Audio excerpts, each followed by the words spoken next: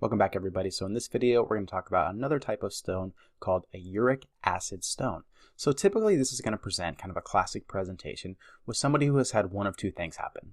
They're going to have an increased amount of uric acid production in the body, or they're going to develop more acidic urine. That is to say, they'll have a decrease in their pH. So I'll highlight that here as our pathophysiology. We either have increased uric acid production or an acidic urine that ultimately leads to stone formation. So a classic presentation might include a patient who is presenting with kind of our classic signs of kidney stones or nephrolithiasis, such as the colicky flank pain. This patient might have had a steak dinner the previous night with some wine, foods that we know are high in purines, which can then develop uric acid. And these risk factors, along with the patient presentation, can clue us in that we might be dealing with a uric acid stone. So recall, when we talk about our purine pathways, we're talking about just a couple key steps, which ultimately starts with a purine and makes its way down to the production of uric acid. So it is to say, if we add more substrate to this pathway, we can ultimately make our way down and increase the amount of uric acid that is in the body. This can predispose us to a variety of different things, including uric acid stones. It's important to note here that in the body, uric acid is not soluble in urine. This is why stones can develop. However, urate, a similar molecule, is soluble in the urine. So if it's just urate that's present, this is soluble, we will excrete this from the body. But if urate binds to a hydrogen proton and becomes uric acid, this is not a soluble substance. This can lead us to stone formation. And so some of the key things that can increase our risk of this occurring include things that increase our amount of uric acid. So gout is one we commonly talk about as having an increased amount of uric acid levels. And it should make sense to you that if we have an increased amount of uric acid, we have a higher risk of stone formation. Additionally, we can also look at things such as increased cell turnover, so conditions such as tumor lysis syndrome or leukemia. Why do these increase the amount of uric acid in the body? Well, if we think about it, our cells contain a lot of molecules such as potassium, phosphate, and uric acid. And so, if this cell were to, say, break or lyse, these substances, particularly the uric acid that we're talking about here, can actually leak out into the body, into the serum. This can create a state of hyperuricemia, predisposing you to uric acid stones. Additionally, another important one they'd like you to know, another association, includes people who live in desert climates.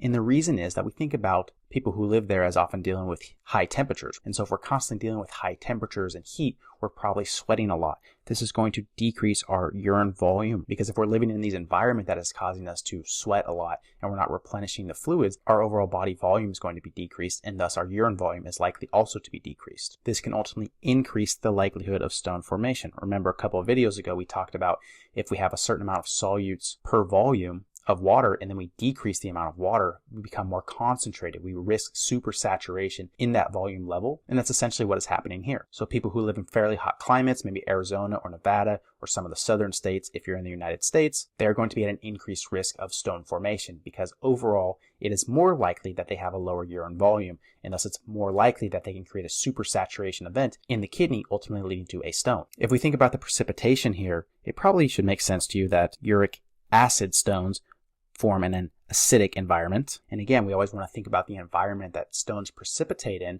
for two reasons. One, to compare and contrast with other stones that might precipitate in a more alkaline environment, such as our struvite stones or our calcium phosphate stones, but also because a potential treatment option is to basically create the opposite environment. So if these form in a acidic environment, a potential treatment option, which we'll talk about more under management, includes actually alkalinizing the urine by giving potassium bicarb or potassium citrate. This creates the opposite environment with which the stones are naturally being formed. If we consider our imaging findings here, we're seeing that we can get an X-ray or CT, just like with other stones. But a super important and high yield thing that they like to test you on here is, notice, this stone is not radio-opaque. On X-ray, it is radiolucent. This is fairly unique to uric acid stones.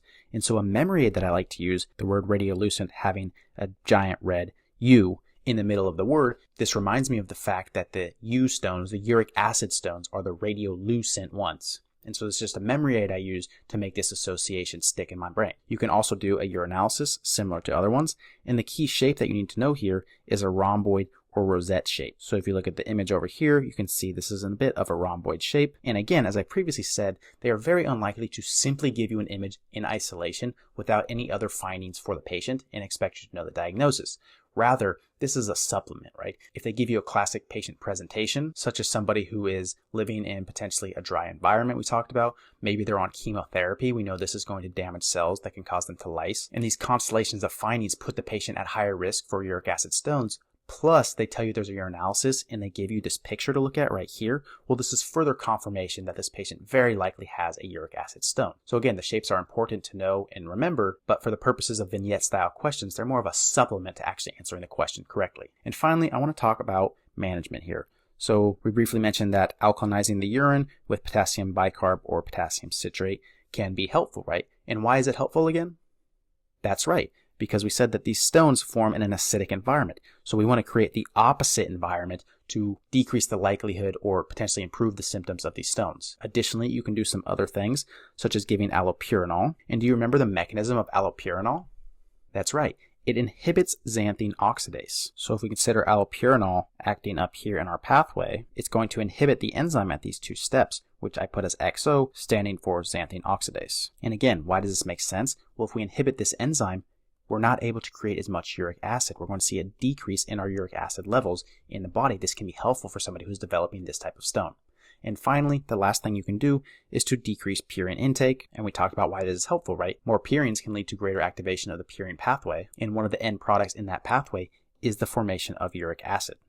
So in summary, a classic presentation for this condition would be a patient who is presenting with their classic signs of nephrolithiasis. They have the flank pain, they have the hematuria. They may or may not give you information about living in a climate, what kind of foods they're eating, whether or not they're undergoing treatment.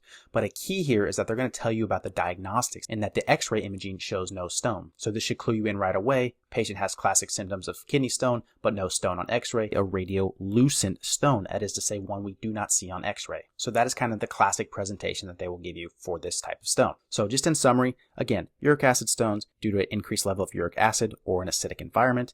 It's going to come up with people who have risk factors for these types of conditions, whether that's where they live, other comorbidities such as gout, or things like chemotherapy, leukemias, tumor lysis syndrome can also play a role as well. Naturally, because they're called uric acid stones, they form in an acidic environment. And this is the key here, right? Radiolucent x-ray. This is super unique to this particular type of stone. To manage these patients, we're going to stick with medical management for the most part.